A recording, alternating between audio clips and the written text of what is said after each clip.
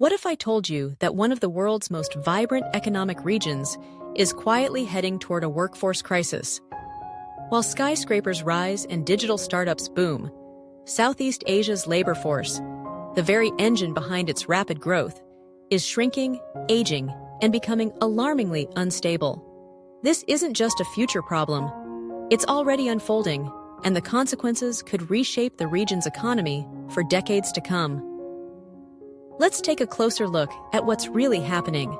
For years, countries like Thailand, Vietnam, and Malaysia have enjoyed the so-called demographic dividend, a period where a large portion of the population is of working age.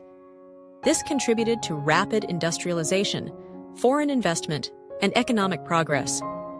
But now, that dividend is disappearing. Thailand is a clear warning sign.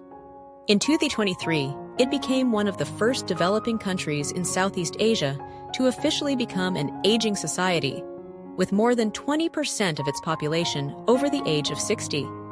Meanwhile, the birth rate has plummeted, down to 1.08 children per woman, far below the replacement level of 2.1. And it's not just Thailand. Singapore's rate is even lower, at just 0.97. Vietnam's fertility rate is falling too, and Indonesia's is starting to decline. But why is this happening? For starters, more young people are delaying or avoiding marriage altogether.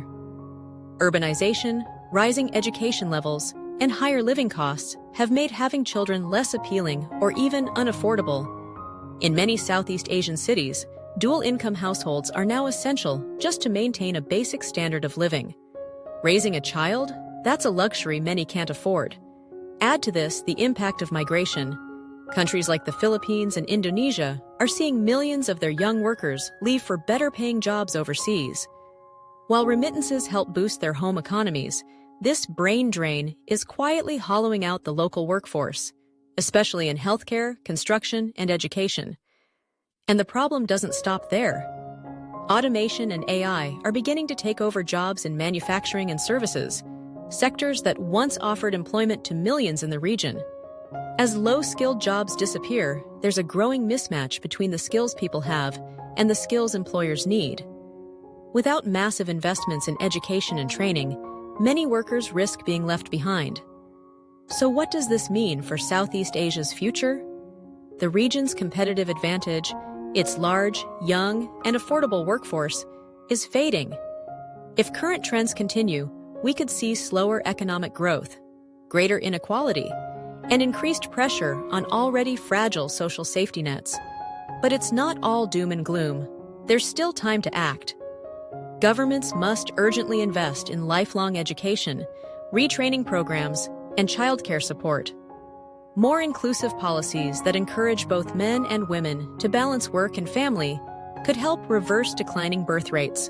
And perhaps most importantly, a regional approach is needed, because no single country can tackle this alone. If Southeast Asia wants to avoid a workforce collapse, the time to act is now. Thanks for watching. If you found this video insightful, consider subscribing to the channel. We dive deep into the trends shaping our world, so hit that subscribe button and join the conversation. Your support helps us keep creating meaningful content,